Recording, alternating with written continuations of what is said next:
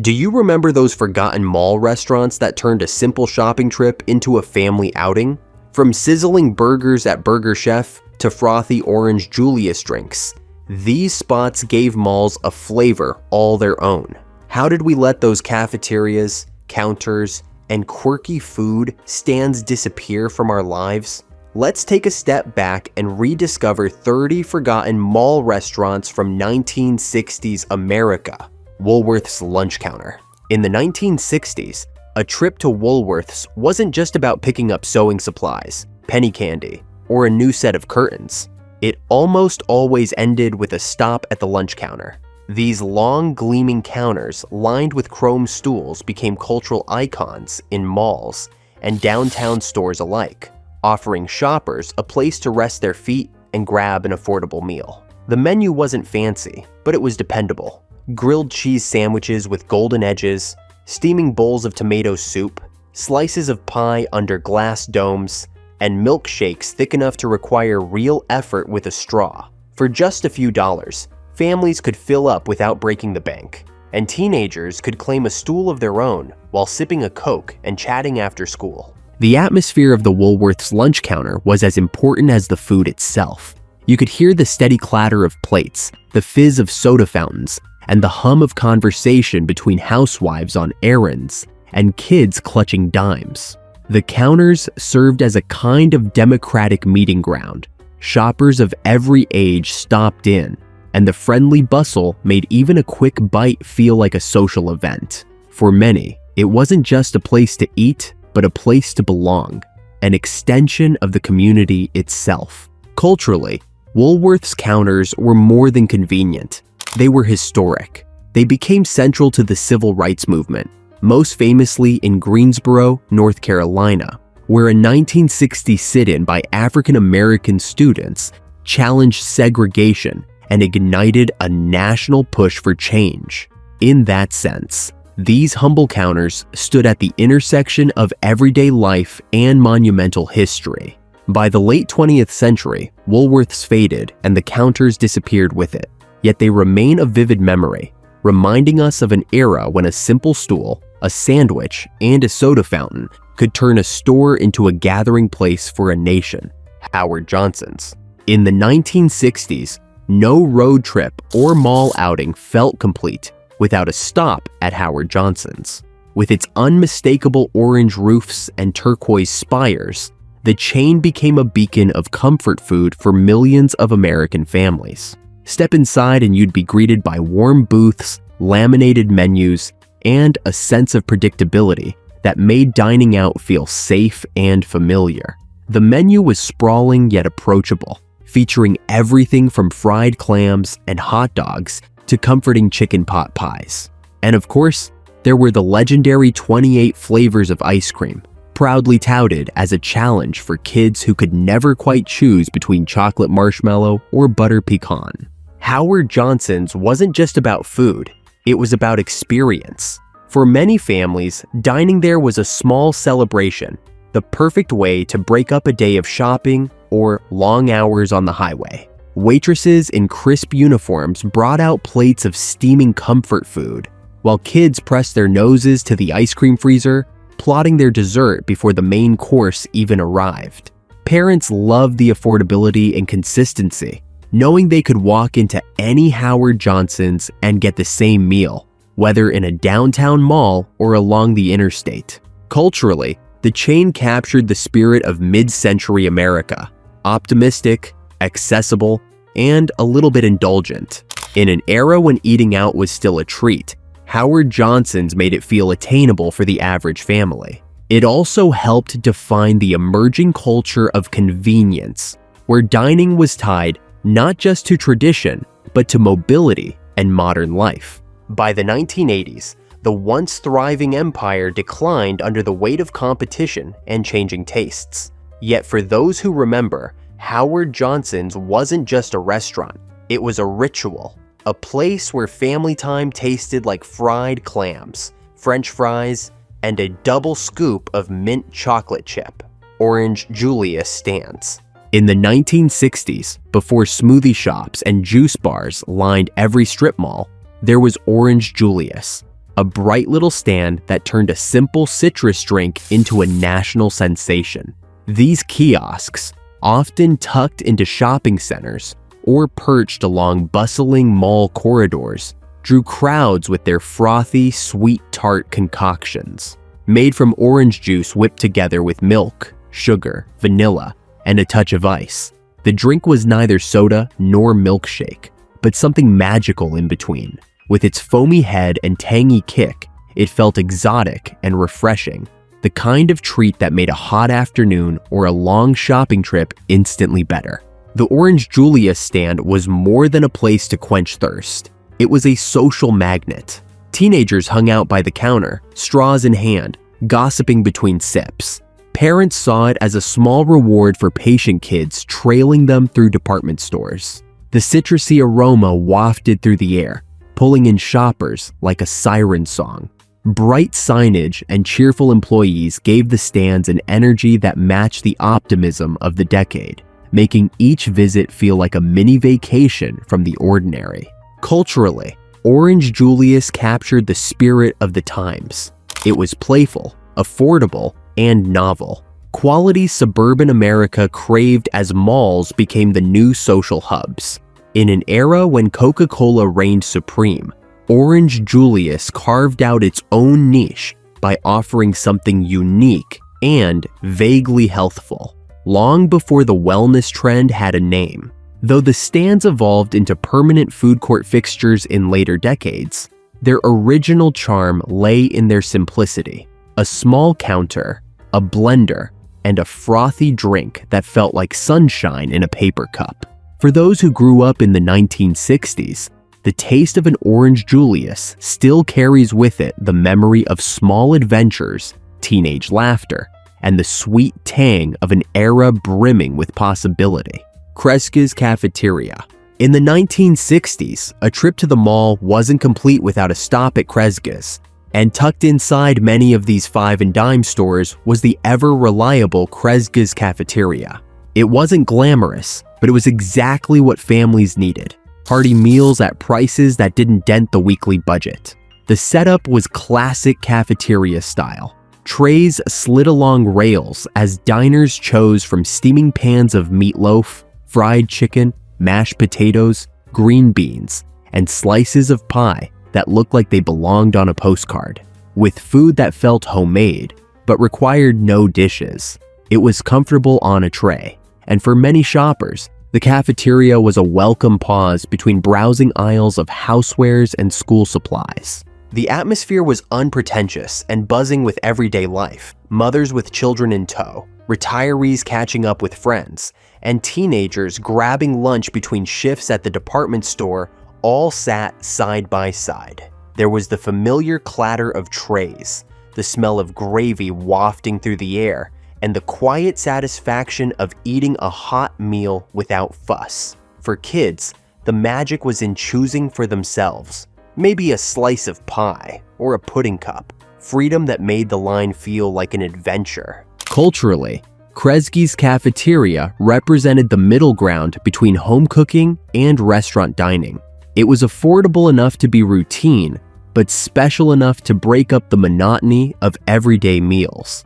It reflected the post-war shift toward convenience, when families began to eat out more often, but still wanted food that felt familiar, not fancy. By the 1980s, as malls standardized their food courts with fast food chains, cafeterias like Kreska's quietly disappeared, yet they remain a fond memory for many. A reminder of an era when eating out meant a hot plate of comfort food, a bustling cafeteria line, and the simple pleasure of choosing pie first, just because you could. Automat-inspired diners. By the 1960s, the golden age of the automat was already fading in big cities, but its influence lived on in suburban malls through automat-inspired diners. These spots promised a futuristic kind of dining, where meals weren't ordered from a waitress, but selected straight from gleaming compartments or quick service counters. Shoppers could grab a slice of pie, a ham sandwich, or even a steaming bowl of macaroni and cheese by simply dropping coins and sliding open a little glass door. It was dining stripped down to speed and novelty, with just enough spectacle to make it feel modern. For families wandering the mall, these diners were both a convenience and an experience. Kids loved pressing their noses against the rows of shiny cubbies, debating which dessert looked best, while parents appreciated a no-fuss meal that kept them fueled for another round of shopping. The food itself was simple: hearty sandwiches, soups, coffee, and sweets, but the ritual of choosing it felt fresh, even fun. There was a certain thrill in bypassing waitstaff altogether, as if you were stepping into a science fiction story where technology solved even the problem of lunch. Culturally, automat-inspired diners reflected America's post-war obsession with efficiency and modern living. Malls themselves were temples of convenience, and these diners fit right in: self-service, quick turnover, and affordable prices. They captured the optimism of the era, when mechanization wasn't seen as impersonal, but as exciting, proof that the future was arriving one nickel at a time. As the decades rolled on, the novelty wore off, and these mall fixtures gave way to fast food franchises with bigger menus and louder branding. Yet they remain a fascinating snapshot of a transitional moment in American dining, when shoppers could sit at a booth, sip coffee poured from behind a chrome counter, and feel, if only for a moment, like they were living in the streamlined world of tomorrow. Walgreens soda fountains. In the 1960s, a trip to Walgreens didn't just mean picking up aspirin or shampoo. It meant pulling up a stool at the soda fountain. These counters, tucked inside drugstores across America, were more than convenient. They were iconic. Shoppers could order a frothy chocolate malt, a cherry phosphate, or a simple cup of coffee, all served by a soda jerk in a crisp white uniform. And it wasn't just drinks. Walgreens fountains offered hearty sandwiches, burgers, and the kind of pies that gleamed temptingly under glass domes. For a tired shopper, it was the perfect pause: affordable, filling, and just a little indulgent. The atmosphere was lively but relaxed. Teenagers slid into booths after school, splitting banana splits and gossiping between spoonfuls. Families on errands stopped for quick lunches, the clink of silverware and fizz of soda water mixing with the hum of everyday chatter. There was an unspoken rhythm to it all. Order at the counter, chat with the soda jerk, watch as syrup and soda were swirled together into something magical. It was simple, but it felt like part of the ritual of going downtown or spending a Saturday at the mall. Culturally, Walgreens soda fountains represented a bridge between old-fashioned Americana and the rising convenience of modern life. They carried the charm of a small-town gathering spot into the bustling suburban mall, giving people a place to connect over something as humble as a root beer float. They were affordable luxuries, little escapes from routine that felt accessible to everyone.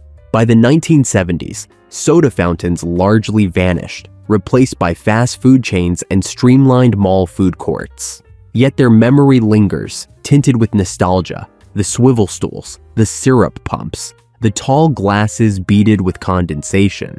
Walgreens soda fountains remind us of an era when even a drugstore could be a destination, and when a simple soda tasted like a small celebration.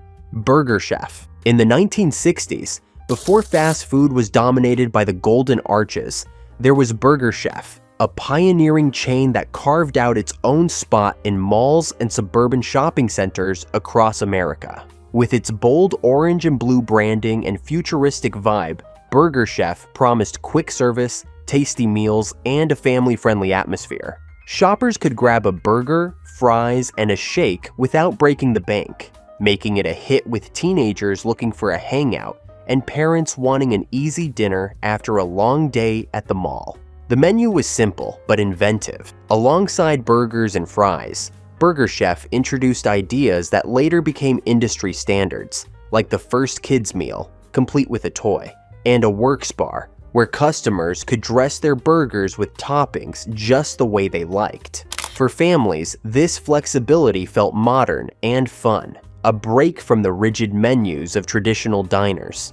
Kids loved the colorful mascots and giveaways, while adults appreciated the speed and affordability. Culturally, Burger Chef reflected the spirit of 1960s America, forward-looking, convenient, and deeply tied to the growing car and mall culture. At a time when malls were becoming social hubs, Burger Chef offered a place that felt casual, youthful, and exciting. It wasn't just a meal, it was part of the mall experience itself, sandwiched between shopping bags and Saturday matinees. By the 1980s, however, competition from McDonald's, Burger King, and Wendy's overwhelmed the chain, and Burger Chef slowly disappeared. Yet for those who remember, the name still sparks nostalgia of bright counters, sizzling grills, and the thrill of unwrapping a burger that felt like it belonged to a new, fast-moving world. Burger Chef may be gone, but it remains one of the most beloved what-ifs in American fast food history, a reminder of when mall dining still had room for innovation and imagination. York Steakhouse. In the 1960s, when a trip to the mall was equal parts shopping spree and family outing, York Steakhouse offered a way to turn dinner into an event without the formality or the price tag of a traditional restaurant. Tucked into malls across America, York was a cafeteria-style steakhouse where customers lined up with trays, peered over glass partitions at sizzling cuts of beef, and pointed to their meal of choice as if they were selecting treasures behind a butcher's counter. For families, it felt indulgent. Steak for dinner in the middle of a shopping trip?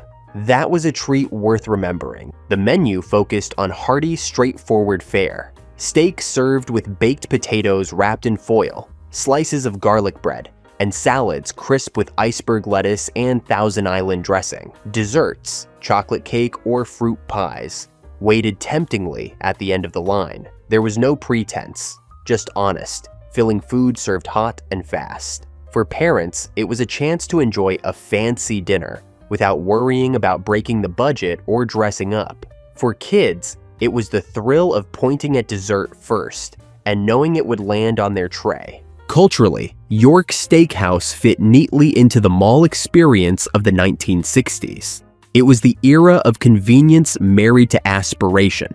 Families wanted the experience of dining out, but they also wanted it to feel accessible and efficient. York made steak, once considered a special occasion dish, available to the everyday shopper. By the 1980s, York began to fade, swallowed up by shifting tastes and the explosion of chain restaurants with louder branding and broader menus. Still, for those who remember, York Steakhouse holds a special nostalgia. The clatter of trays, the smell of searing beef, and the joy of eating steak in the middle of a Saturday shopping adventure. It was small dining at its most quintessential, affordable, memorable, and proudly American. Horn and Hardart, suburban versions. By the 1960s, Horn and Hardart had already become legendary in big cities like New York and Philadelphia for its automat cafeterias, where customers drop coins into gleaming little doors to retrieve slices of pie or steaming plates of macaroni. But as malls began springing up across suburban America, the brand adapted, creating scaled-down versions that brought a taste of that magic outside the city. These mall-based Horn and Hardart spots weren't quite as grand as their urban cousins, but they carried the same sense of novelty and convenience that made the automat famous. For suburban families, eating at one of these was a thrill. Children marveled at the chrome and glass, the idea that food could be chosen almost like a toy from a vending machine. Parents, meanwhile, appreciated the affordability and speed. Lunch without fuss before heading back to shopping or the movies. Even without the massive city crowds, there was still something exciting about sliding open a little compartment to reveal your sandwich, pie, or coffee waiting on the other side. Culturally, the suburban Horn and Hardart reflected the optimism of the era. Malls were seen as the future of shopping, and the automat concept fit neatly into that vision of modernity. They symbolized efficiency, individuality, and a certain playful glamour, a step away from the traditional diner and towards something that felt sleek and new. Yet the very qualities that made Horn and Hardart special also sealed its fate. As fast food giants like McDonald's and Burger King gained traction, the automat model began to feel old-fashioned. Suburban families eventually preferred drive-thrus and bigger menus over the novelty of coin-operated doors. Still, for those who remember, Horn and Hardart's suburban versions remain a fascinating piece of dining history, a moment when even a trip to the mall food counter felt like a step into the future. Popeil's snack bars. In the 1960s, when malls were blossoming into the new town squares of America, Popeil's wasn't just about gadgets on late-night TV. It also had snack bars tucked into shopping centers. Known for inventing quirky household tools like the Veg-O-Matic and the Pocket Fisherman, the Popeil family name carried a certain futuristic charm. Their snack bars leaned into that same energy. Quick, affordable bites designed for shoppers who wanted novelty as much as nourishment. It wasn't about fine dining. It was about fueling up with something fast while basking in the aura of mid-century as seen on TV ingenuity. The menus were straightforward but satisfying. Hot dogs, sandwiches, chips, and fountain sodas were the main fare, all served with a speed that matched the Popeil philosophy of convenience. Some locations even leaned into a carnival vibe, offering popcorn or novelty treats to keep kids happy while parents browsed the mall. To many families, stopping at Popeil's was as much fun as buying one of their gadgets. It felt modern, a little kitschy, and very much of its time. Culturally, Popeil's snack bars reflected the optimism of the era, when every new invention promised to make life easier and more exciting.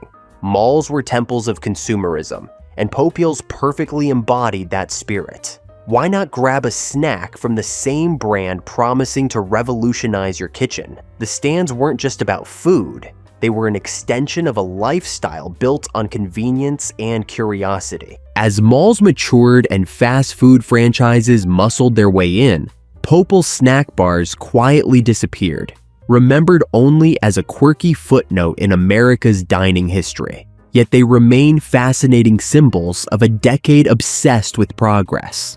Proof that even a hot dog stand could carry the promise of a brighter, faster, more efficient future, served with a side of chips and a splash of soda. Hickory Farms stands. In the 1960s, few mall traditions were as iconic or as deliciously tempting as a stroll past the Hickory Farms stand. Long before online gift baskets and holiday catalogs, these pop-up counters overflowed with wheels of cheese, smoked sausages, jars of mustard, and shiny tins of nuts. For many shoppers, the red and white displays were impossible to resist, especially since they almost always offered free samples. A cube of cheddar on a toothpick, a slice of summer sausage, maybe a dollop of sweet hot mustard. Suddenly, you weren't just shopping, you were snacking your way through the afternoon. The appeal of Hickory Farms went beyond the food itself. These stands became part of the mall experience, especially during the holidays. Families stocked up on gift boxes for relatives, co-workers, or anyone who was notoriously hard to shop for. Kids, meanwhile, lingered in hopes of sneaking just one more sample, while parents pretended they hadn't noticed. The smell alone, smoky, savory, and rich, drifted through the corridors, guiding shoppers toward the stand like moths to a flame. Culturally, Hickory Farms embodied the mid-century love of abundance and gifting. The 1960s were a time of prosperity, and nothing said generosity like handing someone a neatly packaged box filled with cheese and sausage. The stands also tapped into a sense of nostalgia for hearty rustic foods that reminded people of simpler times, even as they shopped in sleek, modern malls. Though Hickory Farms eventually expanded into catalogs and permanent stores, those mall stands remain legendary in memory. They remind us of a time when shopping wasn't complete without a nibble, when free samples were part of the adventure, and when a simple bite of smoked cheese could feel like holiday magic. For many, Hickory Farms wasn't just a store. It was a seasonal ritual, wrapped in cellophane and tied with a bow. W.T. Grant's restaurants. In the 1960s, W.T. Grant stores weren't just a place to pick up household goods, clothes, or school supplies. They were also home to surprisingly popular in-store restaurants. These sit-down spots offered shoppers a chance to pause, rest their feet, and enjoy a hot, affordable meal before heading back to the aisles. The menus leaned into comfort food classics: meatloaf with mashed potatoes, turkey dinners with gravy, burgers fresh off the grill, and slices of pie that looked like they belonged on a holiday table. It wasn't fine dining, but it was hearty, reliable, and, most importantly, cheap enough for families on a budget. The atmosphere of W.T. Grant's restaurants felt like a cross between a diner and a cafeteria. Chrome accents, vinyl booths, and the steady clatter of plates gave the space a lively hum. Shoppers sat shoulder to shoulder with workers on lunch breaks, children sipping chocolate milk, while parents enjoyed hot coffee poured endlessly from glass carafes. For many, eating at the restaurant became part of the shopping trip itself, almost as important as what you brought home in your bag. Culturally, W.T. Grant's restaurants reflected a moment when department stores were more than retail. They were community hubs. Dining in-store blurred the line between necessity and leisure, making errands feel like outings. Families could combine shopping with a shared meal, turning a mundane Saturday into a small occasion.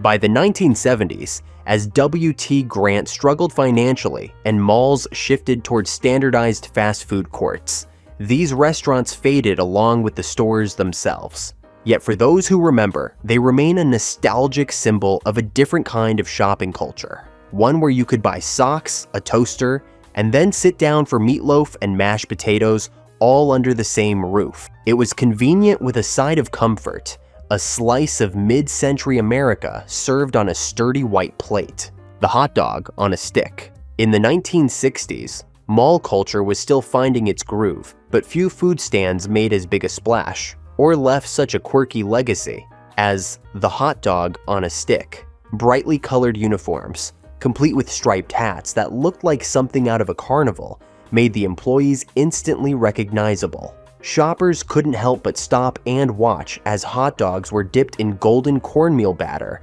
and fried right in front of them, the sizzle filling the air with irresistible promise. Add a cup of hand-stomped lemonade, tart and sweet in equal measure, and you had the perfect small snack, cheap, portable, and made with a bit of theater. For kids, the hot dog on a stick stand was pure entertainment. Watching an employee press lemons with what looked like sheer force of will or pull a perfectly fried corn dog from the fryer was part of the fun. Teenagers, meanwhile, flocked to the counter for a quick bite while wandering the mall with friends. Parents loved the simplicity. No trays to juggle, no sit-down commitment, just food in hand and shopping resumed. Culturally, the chain embodied the playful optimism of the 1960s. Malls were fast becoming America's social hubs, and the hot dog on a stick fit right in, offering a whimsical take on fast food. It combined novelty with tradition, giving a state fair classic a permanent home in suburban shopping centers. Bright branding and friendly service made it feel less like a transaction and more like an experience. Though it expanded in later decades and became a staple of food courts, its 1960s origins capture the moment when mall dining was still new and exciting.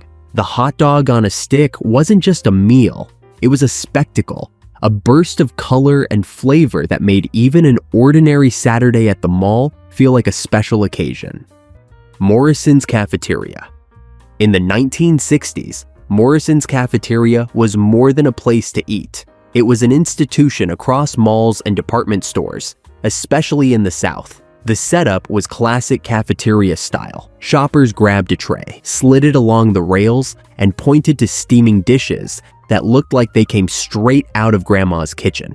The food was hearty and familiar, fried chicken with a golden crust, carved roast beef, fluffy cornbread, collard greens, and slices of coconut cream or pecan pie, waiting temptingly at the end of the line. It wasn't fancy, but it was filling, affordable, and comforting, which was exactly the point. Families loved Morrison's because it offered something for everyone. Children could pick their own plates, stacking them high with macaroni or desserts, while parents appreciated the variety and value. The dining rooms buzzed with the chatter of shoppers, the clatter of trays, and the shuffle of cafeteria workers keeping pans filled. For many mall-goers, a stop at Morrison's was as much a part of the outing as buying clothes or catching a matinee at the theater. Culturally, Morrison's reflected the values of its time: frugality, community, and the joy of a hot meal shared among family. It fit neatly into the rhythm of 1960s mall culture, when eating out was becoming more common, but still retained a sense of occasion. Sitting down at Morrison's felt like being part of a larger family of shoppers, all enjoying the same simple, hearty fare. By the 1980s, as mall dining shifted towards standardized fast food counters and national chains, cafeterias like Morrison's began to fade. But for those who remember, Morrison's carries a distinct nostalgia: the smell of fried chicken in the air, the sight of endless dessert options, and the comfort of knowing a hot, familiar meal was waiting after a long day at the mall. It was dining that fed not just the body, but the spirit of community. Dutch Pantry. In the 1960s, Dutch pantry restaurants brought a touch of rustic charm to the growing world of mall dining. With their faux colonial decor, think dark wood beams, gingham curtains, and waitresses in quaint dresses and bonnets, these eateries leaned hard into the idea of home-style hospitality. Shoppers stepping inside were greeted with the promise of hearty, stick-to-your-ribs meals. Roast beef platters with mashed potatoes, chicken and dumplings, thick slices of pie, and warm bread that seemed to appear on every table. It wasn't sleek or modern, but that was exactly the appeal. It felt like eating in a country kitchen tucked away in the middle of suburbia. For families, the Dutch pantry was comfort made visible. Parents appreciated the generous portions and modest prices, while kids reveled in the endless rolls and desserts. The dining rooms had a cozy, almost theatrical atmosphere that made even a quick lunch feel like a small escape. Many people remember the chain most vividly for its pies and hearty breakfasts. Simple fare done well, the kind of food that lingered in your memory long after the plates were cleared. Culturally, Dutch Pantry captured the nostalgia that was already alive in the 1960s, a yearning for tradition and simplicity, even as America embraced malls, highways, and modern conveniences. It reflected a desire to balance progress with roots, to enjoy the excitement of suburban shopping without giving up the warmth of old-fashioned meals. Over time, as fast food tightened its grip on mall dining, Dutch Pantry struggled to keep pace. Its slower sit-down style was gradually overshadowed by the speed and flash of burger joints and pizza counters. Yet for those who remember, the image of a faux colonial dining room and the taste of a slice of pie after a long day of shopping remain indelible. Dutch Pantry offered more than food. It offered a brief, comforting pause in a rapidly changing world. Bressler's 33 flavors. In the 1960s, before Baskin-Robbins fully conquered the ice cream market, there was Bressler's 33 flavors, a chain that promised shoppers a sweet reward at the end of a long day in the mall. True to its name, Bressler's offered 33 varieties of ice cream, a clever one-upmanship over Baskin-Robbins' 31. Counters gleamed with tubs of colorful flavors. Classic vanilla and chocolate sat alongside butterbrickle, black cherry, and seasonal concoctions that felt downright adventurous for the time. A scoop or two, perched in a crunchy cone or nestled in a sundae glass, was often the highlight of a shopping trip. For children, Bressler's was pure magic. Pressing noses to the glass, They debated between Rainbow Sherbet or Rocky Road, begging parents for just one more scoop. Teenagers on dates shared banana splits, while adults enjoyed the small indulgence of pausing with a cone before tackling the rest of their errands. The cheerful atmosphere, bright counters, friendly scoopers, and the ever-present smell of fresh waffle cones made Bresslers as much an experience as it was a treat. Culturally, Bresslers captured the 1960s spirit of abundance and choice. Offering 33 flavors wasn't just a gimmick. It was a symbol of possibility, a reflection of a decade when America prided itself on having options. In a mall setting, Bresslers was the perfect companion to shopping, a quick stop that turned consumerism into celebration.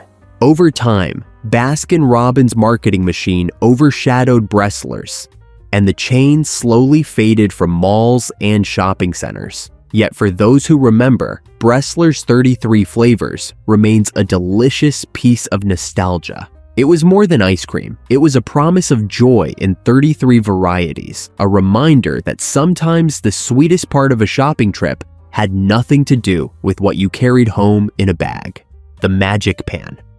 In the 1960s, when mall dining was still carving out its identity, the Magic Pan offered something truly different: crepes. At a time when most shoppers expected burgers, fries, or fried chicken, the Magic Pan promised a little European flair tucked inside the heart of suburban America. Its specialty was paper-thin crepes, filled with everything from savory chicken and mushrooms to sweet strawberries and whipped cream.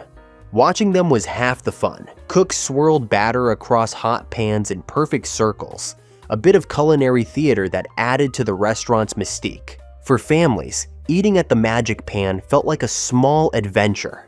Parents delighted in ordering dishes that sounded exotic, yet remained approachable, while children were captivated by the novelty of dessert crepes, piled high with chocolate sauce or powdered sugar.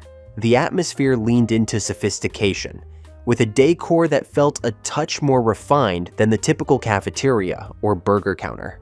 For teenagers and young couples, it was a go-to date spot, a chance to impress someone with a meal that seemed worldly without ever leaving the mall. Culturally, the Magic Pan reflected a growing American appetite for international flavors in the 1960s. It was a symbol of how malls weren't just places to shop, but destinations for new experiences.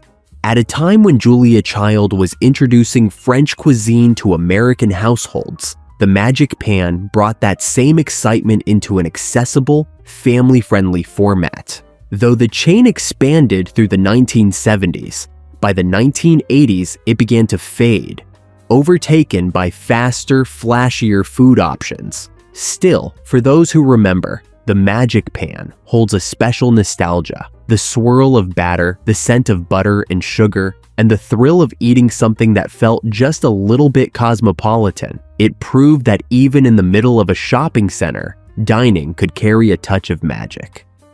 Toddle House Diners. In the 1960s, tucked near malls and shopping centers, Toddle House Diners offered a cozy, no-frills alternative to the growing wave of fast food counters. These small, narrow diners, often little more than a single row of stools facing a sizzling griddle, specialized in hearty, homemade-style meals served with speed and a smile. The name itself captured the spirit: intimate, approachable, and built for quick but comforting dining. Whether it was a plate of bacon and eggs, a bowl of chili, or a slice of pie with hot coffee, Toddle House made sure no shopper left hungry. The atmosphere was pure Americana. The hiss of the griddle, the clink of silverware against heavy plates, and the steady banter between the short-order cook and regulars created a kind of casual charm. Teenagers dropped in for late-night snacks after movies. Mall workers fueled up on burgers during short breaks, and families squeezed onto stools to share a quick lunch before heading back to shop. It wasn't polished or flashy, but it felt warm and familiar, like stepping into a neighbor's kitchen. Culturally, Toddle House reflected the transitional era of dining in the 1960s. America was shifting toward convenience, yet there was still a craving for the kind of personal touch diners provided, where the cook knew your order and coffee refills were endless. Nestled in the new world of malls, Toddle House bridged the gap between the old corner diner and the coming age of chain fast food. By the 1970s, larger competitors and the rise of food courts squeezed Toddle House out, and many of its locations quietly vanished. Yet for those who remember, the image of a tiny diner with a glowing neon sign and the smell of fresh coffee remains vivid. Toddle House wasn't just a quick stop. It was a reminder that even in the rush of shopping and modern life, comfort could still be served on a simple plate. The Forum Cafeteria. In the 1960s, the Forum Cafeteria was one of the crown jewels of mall dining, a place where eating out felt both practical and just a little elegant. Unlike the grab-and-go counters popping up in food courts, the Forum invited shoppers to slow down, pick up a tray, and step into a dining hall that often featured chandeliers, velvet ropes, and decor that leaned more grand hotel than mall pit stop. Shoppers slid their trays along polished rails, choosing from steam tables laden with roast beef carved to order, fried chicken, mashed potatoes, and brightly colored gelatin salads that seemed almost too pretty to eat. For families, a meal at the Forum was more than just lunch. It was an event. Parents appreciated the value and variety, while children loved the freedom of pointing to whichever slice of pie or cake caught their eye at the end of the line. The buzz of conversation, the clatter of trays, and the sight of neatly uniformed servers behind the glass made the whole experience feel both efficient and indulgent. For many, a trip to the mall wasn't complete without a stop at the Forum, where dinner tasted like a reward for the day's shopping. Culturally, the Forum Cafeteria represented the height of mid-century optimism. It reflected a time when malls weren't just shopping centers, but social spaces, where dining was woven into the fabric of community life. The Forum's upscale cafeteria model showed that convenience didn't have to mean cutting corners. Families could enjoy affordability and a touch of glamour. By the 1980s, as small food courts standardized around fast food chains, the Forum Cafeteria's elegant approach began to feel out of step. Many locations closed, leaving behind only memories of lavish spreads and bustling dining halls. Today, the Forum lives on in nostalgia, remembered as a place where even cafeteria dining felt like an occasion. Stuckey's outposts attached to malls. By the 1960s, Stuckey's was already a roadside legend, luring travelers off highways with its turquoise roofs and promises of pecan log rolls, souvenirs, and endless candy counters. But as malls became the new centers of suburban life, Stuckey's saw an opportunity to bring that same roadside magic indoors. Attached to or tucked inside shopping centers, Stuckey's outposts offered weary shoppers the same nostalgic mix of sweets, snacks, and quirky Americana that made their highway stops famous. Walking into one felt like stumbling onto a slice of road trip culture without ever leaving the mall. The menu was simple but irresistible. Pecan log rolls, gooey nougat coated in caramel and rolled in chopped pecans, were the star attraction, alongside pralines, brittle, and fudge sold in cheerful boxes. Shoppers could grab quick bites like hot dogs, sandwiches, or fountain drinks, turning a shopping trip into something that felt a little more like vacation. Kids tugged at their parents' sleeves for candy, while adults browsed the gift shelves stocked with postcards, knickknacks, and novelty items that somehow always felt like must-haves in the moment. Culturally, Stuckey's outposts captured the optimism and wanderlust of the era. Malls may have been rooted in suburbia, but Stuckey's carried with it the romance of the open road, injecting a dose of travel spirit into everyday shopping. It was kitsch and comfort rolled into one, reminding families that America's new consumer playgrounds could be fun as well as practical. By the 1980s, as malls leaned into standardized fast food and Stuckey's itself struggled with expansion, these mall outposts quietly disappeared. Yet for those who remember, they remain a delightful anomaly, a roadside stop transplanted into the polished corridors of suburbia. Stuckey's in the mall was proof that even a quick snack could feel like part of a bigger adventure, whether you were miles from home or just down the street. Pup and Taco. In the 1960s, when American fast food was still defining itself, Pup and Taco carved out its own quirky corner in the dining scene, especially in malls and suburban shopping centers. The name alone drew curious shoppers, and the menu delivered on that odd but endearing promise. Hot dogs, tacos, burgers, and even pastrami sandwiches, all under one roof. It was a mashup of flavors that reflected the era's spirit of experimentation, when families wanted variety and teenagers wanted something new to brag about to their friends. Pup and Taco gave them both, wrapped in paper and served with a side of fries. The atmosphere was bright and cheerful, with bold signage and a no-frills counter that kept the line moving. For kids, the novelty of ordering a taco and a hot dog at the same time was irresistible. For parents, the prices were unbeatable.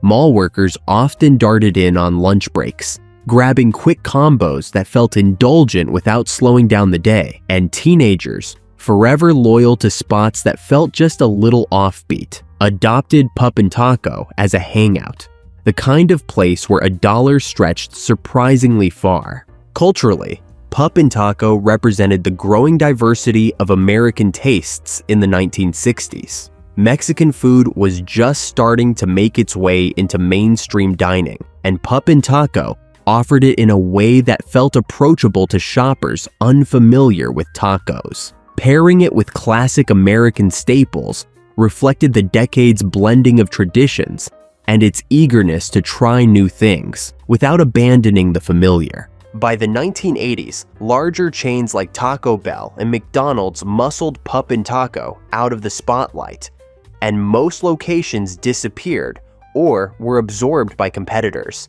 Still, the name and the memory linger as symbols of a playful, experimental era in mall dining. Pup and Taco may be gone, but it remains a nostalgic reminder that sometimes the strangest combinations are also the most fun. Lums. In the 1960s, when mall dining was beginning to branch out beyond burgers and fries, Lums stood out with one unforgettable claim to fame: hot dogs steamed in beer. It was a bold twist that set the chain apart, offering shoppers something both familiar and intriguingly different. Paired with frosty mugs of beer, burgers, fried clams, and hearty sandwiches, Lums gave the typical mall outing a bit of grown-up flair.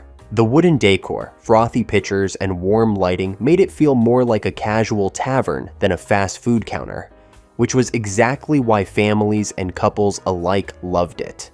The experience of eating at Lums was equal parts novelty and comfort. Parents could grab a beer while the kids enjoyed burgers or fries, making it one of the few mall spots where the whole family found something to smile about. Teenagers were drawn to the laid-back vibe, lingering over hot dogs and sundaes, while adults appreciated the fact that Lums didn't feel rushed.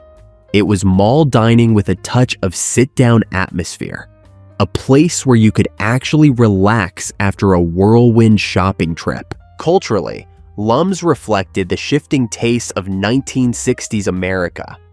It combined fast service with a dash of experimentation, bringing tavern-style food into the shiny, modern setting of malls.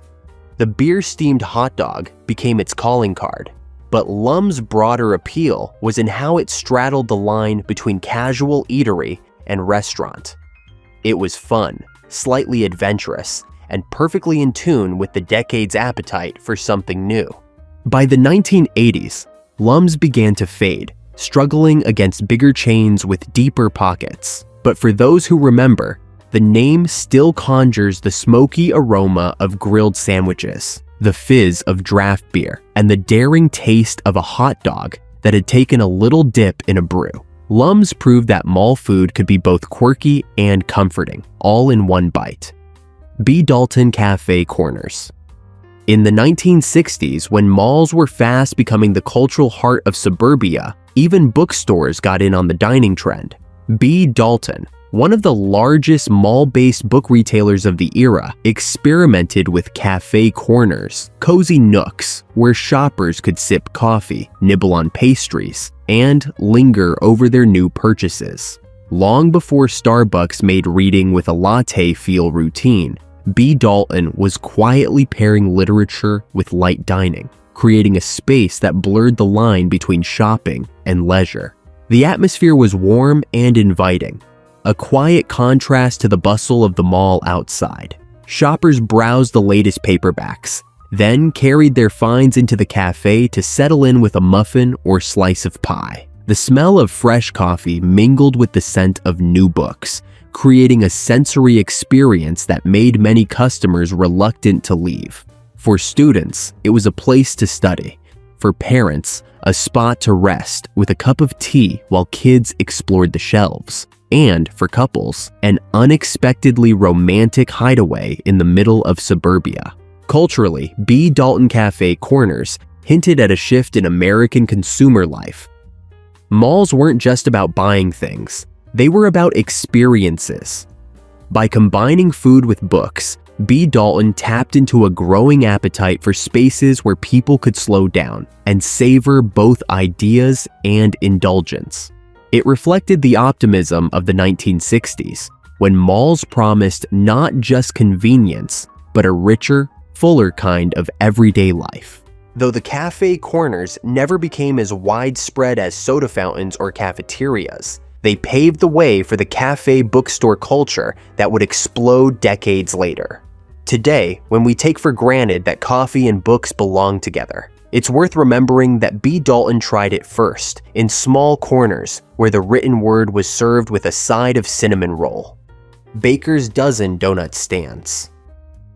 In the 1960s, mall-goers with a sweet tooth often found themselves drifting toward the smell of fresh donuts wafting from Baker's Dozen stands. These little kiosks or counters were simple in design, but irresistible in draw. Rows of glazed, powdered, and jelly-filled treats stacked neatly behind glass, paired with steaming cups of coffee poured into sturdy paper cups. For many shoppers, it was the perfect pick-me-up between browsing the record store and trying on shoes. A bag of warm donuts, often sold with that extra 13th bonus piece, felt like a small indulgence that didn't break the budget. The charm of Baker's Dozen was in its accessibility. Parents grabbed boxes to bring home as an easy dessert. Teenagers clustered with friends to split a dozen while trading gossip. And mall workers ducked in on breaks for a cup of coffee and a quick sugar rush. The stands had a constant energy, smiles behind the counter, the scent of yeast and sugar in the air, and the steady stream of customers who never seemed to mind waiting. Culturally, Baker's Dozen stands reflected the post-war era's love of simple pleasures. While fast food was rising and cafeterias were bustling, there was something timeless about the donut. Portable, shareable, and endlessly comforting. Offering a dozen plus one also tapped into the American love of value, turning every purchase into a little victory. By the late 20th century, as bigger national chains like Dunkin' Donuts and Krispy Kreme took over, Baker's Dozen faded quietly from mall corridors. Yet for those who remember, the memory of carrying a warm paper bag of donuts through the mall remains vivid. It wasn't just a snack, it was a tradition, a sweet pause in the middle of consumer hustle. Baker's Dozen stands proved that sometimes the simplest foods are the ones that linger longest in memory. Royal Castle hamburgers. In the 1960s, before fast food giants tightened their grip on mall dining, Royal Castle hamburgers offered shoppers a quick, flavorful bite that felt both affordable and satisfying. Founded in Miami, the chain was known for its tiny, slider-style burgers sold for just a few cents a piece, making it easy for families and teenagers to grab a handful without emptying their wallets.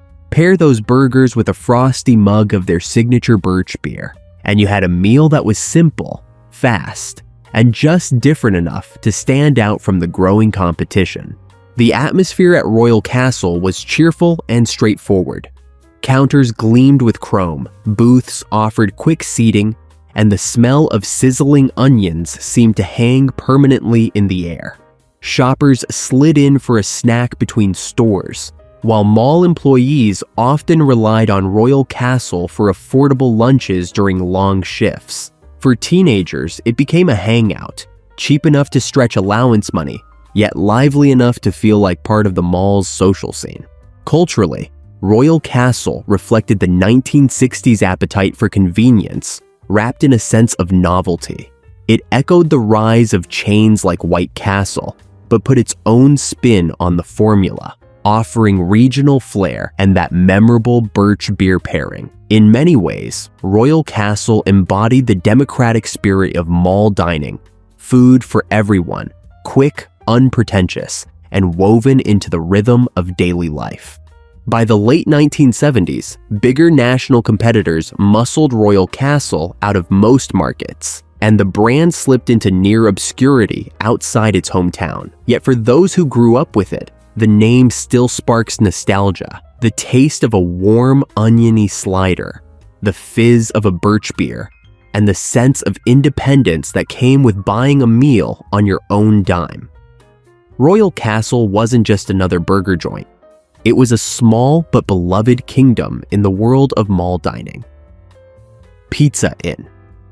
In the 1960s, when pizza was still a relative novelty for many American families, Pizza Inn helped bring the dish squarely into the mainstream and into the mall. Founded in Texas, the chain quickly spread into shopping centers across the country, offering sit-down dining that felt casual but special enough to turn a shopping trip into an outing.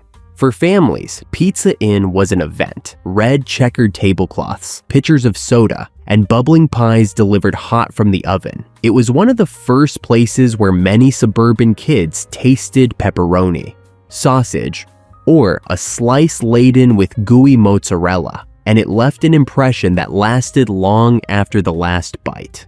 The menu leaned into abundance.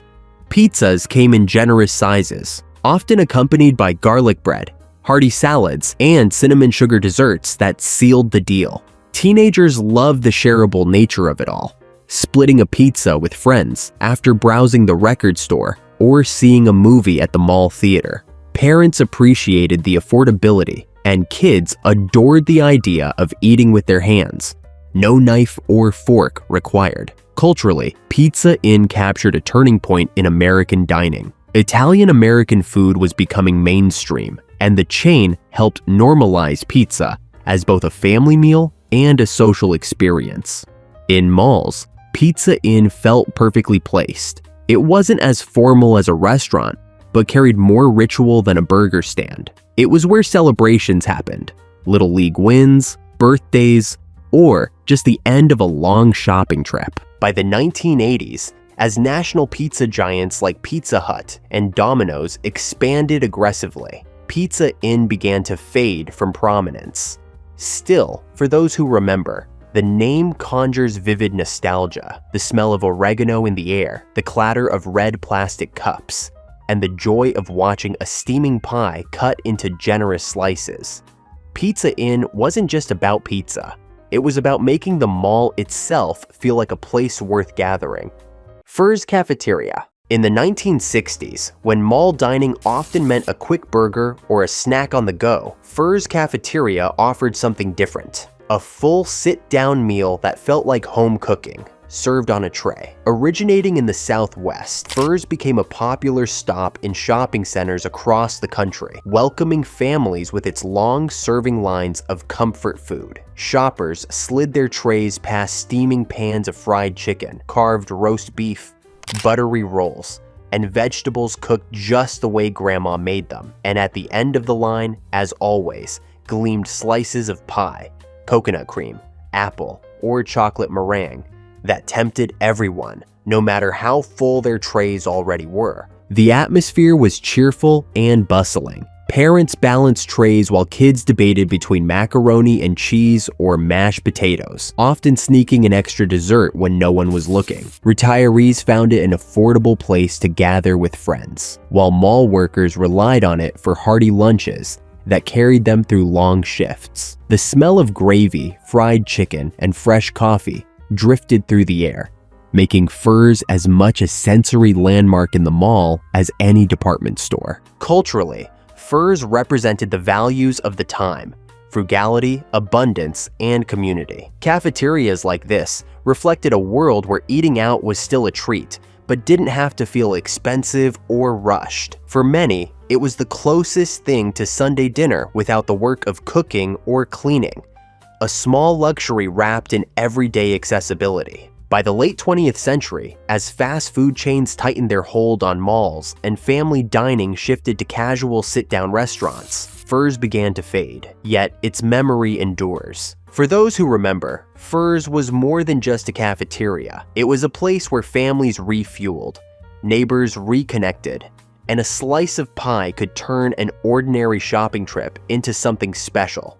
Shrimp boats. In the 1960s, when mall dining was still experimenting with how far it could stretch beyond burgers and hot dogs, shrimp boats offered something different: seafood in a basket. With a name that sounded as playful as its menu, shrimp boats served up fried shrimp, fish fillets, hush puppies, and fries, all at prices families could manage on a modest budget. The concept was simple: bring a taste of the seaside to suburban malls, where families who rarely made it to the coast could still enjoy a meal that felt just a little exotic.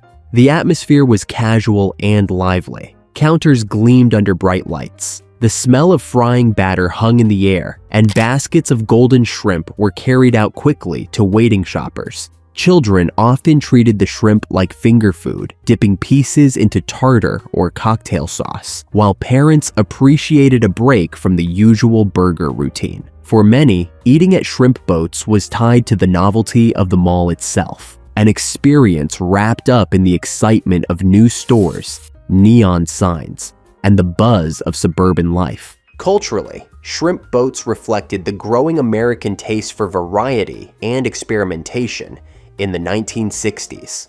It was the same decade when pizza parlors and taco counters began to spread, and seafood joined that wave of new mall foods. The chain tapped into the optimism of the era, proving that even a shopping trip could feel like a small culinary adventure. By the 1980s, as bigger fast food chains dominated mall food courts, shrimp boats slowly vanished, leaving behind only memories of its playful name and paper-lined baskets. Yet for those who remember, it was a special stop, a place where fried shrimp made malls feel festive, and where dinner could come wrapped in the scent of salt, oil, and nostalgia. Shrimp boats was proof that mall dining could be as bold as it was comforting. Caldwell's Cafes. In the 1960s, Caldwell's Cafes carved out a loyal following in malls by offering something between a diner and a cafeteria. Hearty, comforting meals with just enough polish to make eating out feel special.